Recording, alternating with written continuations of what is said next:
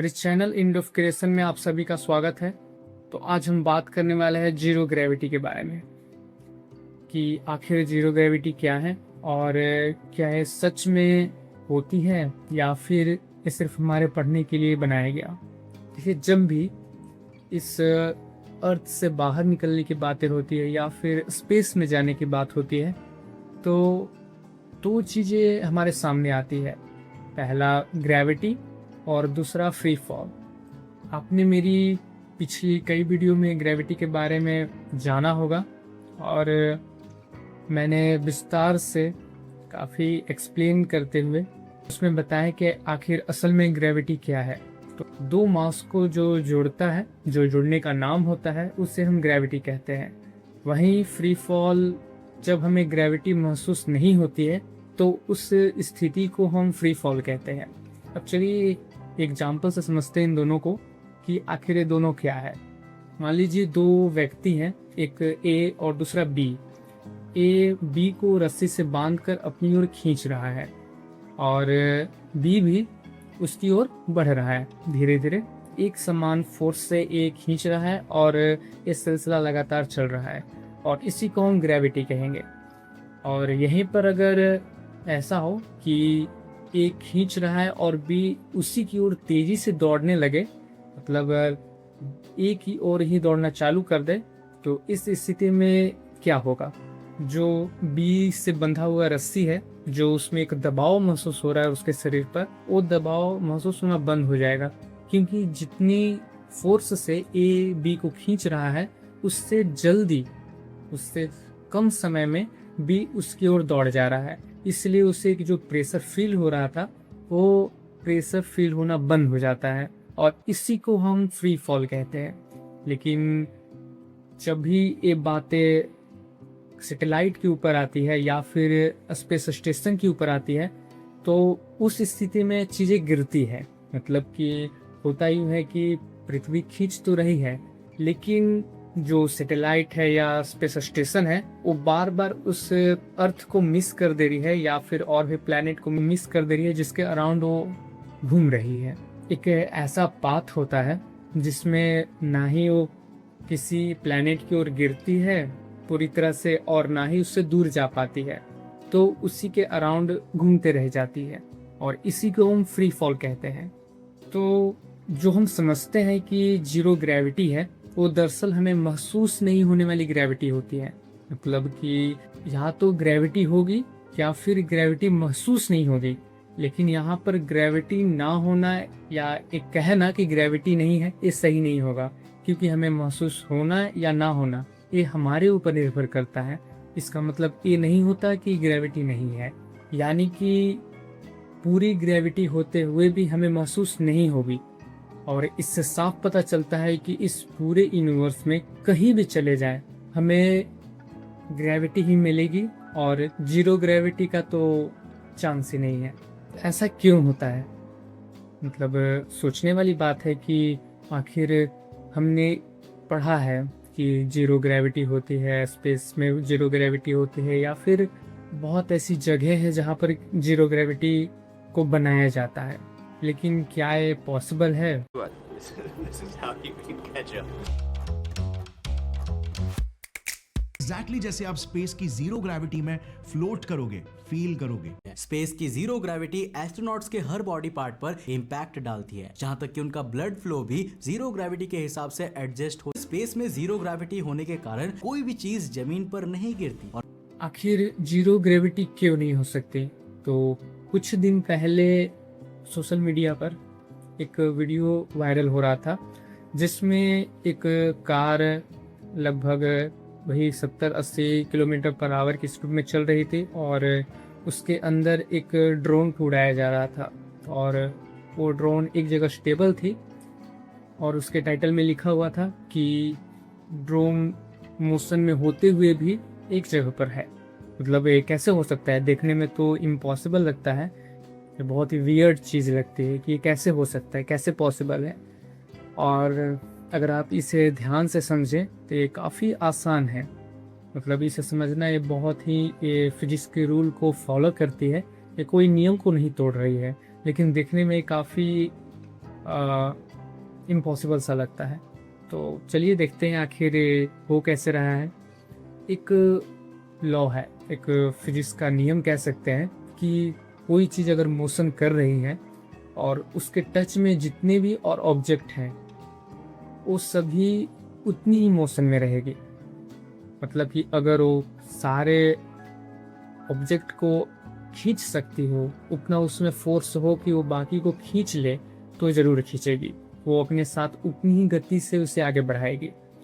तो वही इस वीडियो में हो रहा है कि जो कार है वो भी पार्टिकल से बना है, जो उसके अंदर एयर है यानी हवा है वो भी पार्टिकल से बने हुए हैं, और जो ड्रोन है वो भी पार्टिकल से, यानी कि तीनों पार्टिकल से ही बने हुए हैं और तीनों आपस में कांटेक्ट में हैं। तो अगर ये दोनों को खींच सके, कि खींच रहा है, नॉर्मल सी बात है। और यहाँ तक कि जो बाहर की हवा है, जो कि हमें लगता है कि साथ नहीं चल रहा है, वो भी काफ़ी हद तक उसके साथ चल रहा है। यानी कि जितनी की वो कार घेर पा रही हवा को, वो भी उसके साथ मोशन में है। यानी कि जितनी चीज़ें उसके कांटेक्ट में होगी और वो चीज़ें उससे खींच सके, उतनी उसके पास पावर हो तो ज़रूर उससे गति करेगी। इसी तरह अगर पृथ्वी के संपर्क में है तो वो हमें खींचेगी, अपनी ग्रेविटी से हमें बांधेगी।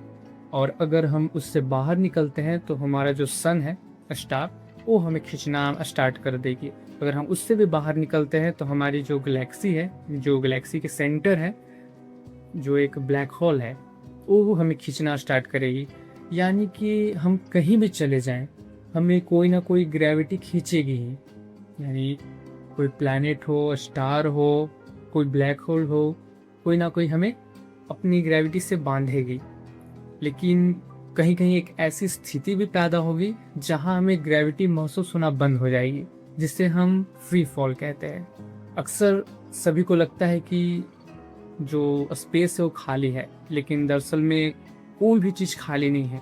हाँ, कम ज़्यादा हो सकता है, हमारे लिए जो इन्वायरमेंट ज़रूरी है वो भले ही ना हो, लेकिन कोई भी चीज़ खाली कहीं नहीं हो सकता है। हर जगह कुछ ना कुछ आपको मिलेगा ही, और काफ़ी बड़ी अमाउंट में मिलेगा, ये नहीं कि बहुत कम। तो यहाँ तक मैं इस वीडियो में यही बताना चाहता हूँ कि इस पूरे यूनिवर्स में कहीं भी जीरो ग्रेविटी नहीं हो सकती है। और मैंने पिछले कई वीडियो में ग्रेविटी के बारे में बताया है कि ग्रेविटी क्या है और कैसे काम करती है, इसका स्ट्रक्चर क्या है। लेकिन फिर भी कहीं ना कहीं पूरी तरह से ये चीज़ साबित नहीं हो सकती है। एक ऐसा क्वेश्चन उठता है, एक प्रश्न उठता है कि आखिर ग्रेविटी हमें दिखती ही नहीं है, वो कैसी है देखने में, या फिर वो बनता कैसे है और वो काम कैसे करता है। एक एग्जाम्पल से समझते हैं कि आखिर ये चीज़ें काम कैसे करती हैं। मान लीजिए आप एक बल्ब को जगाते हैं, आप स्विच को ऑन करते हैं और बल्ब जलती है। तो आप जानते हैं कि आखिर वो बल्ब कैसे जली। पावर प्लांट से बिजली बना, फिर कई 100 किलोमीटर, हजारों मीटर दूरी तय करते हुए तारों के जरिए ट्रांसफार्म तक आया, ट्रांसफार्म से हमारे घरों तक आया और उससे बल्ब चली। ये सिंपल सा हमें लगता है, हम इसके बारे में जानते हैं। लेकिन अगर क्या हो, अगर वहीं पर कोई ऐसा व्यक्ति हो जो ये चीज़ें नहीं जानता, वो सिर्फ ये जानता है कि हम एक स्विच को दबाते हैं तो सारा जो रूम है, जो एरिया है, वो पूरा उजाला से भर जाता है, सभी जगह दिखने लगता है, बस इतना ही। मतलब कि वो व्यक्ति ये तो बता सकता है कि चीज़ें क्या हो रही है, कैसे हो रही है, लेकिन वो नहीं बता सकता कि ये आखिर हो क्यों रही है और बनता कैसे है, जब तक कि उससे ये दिखाया ना जाए, बताया ना जाए कि आखिर बिजली क्या है, करंट क्या है और ये कैसे हमारे तक पहुंचती है। और ये काफ़ी आसानी से पता किया जा सकता है, इसलिए हमारे लिए नॉर्मल है। लेकिन क्या हो अगर ये दूरी को बढ़ा दिया जाए, लगभग लाखों करोड़ों लाइट ईयर दूर कर दी जाए दूरी। वही चीज़ें यहाँ पर है कि हर कोई एक दूसरे को बांधे हुए है, जैसे कि अर्थ सन से जुड़ी है, जो हमारा स्टार है, स्टार हमारे गैलेक्सी से जुड़ा हुआ है, जो कि खुद एक ब्लैक होल के अराउंड पूरे गैलेक्सी को बनाए हुए है। फिर वो भी एक और ब्लैक होल को खींच रहा है, फिर वो ब्लैक होल किसी और को खींच रहा है। ऐसी करते करते एक जो नाम आता है वो ग्रेट अट्रैक्टर नाम से आज तक खोजे गए हमारे जो हमारी कल्पनाएं कर सकती है या हमारे इक्विपमेंट या हमारी टेक्नोलॉजी उस बारे में जानकारी देती है वो है। तो उससे भी आगे कई ब्लैक होल हो सकती है और इतनी हो सकती है कि हम उसका कल्पना भी ना कर सकें।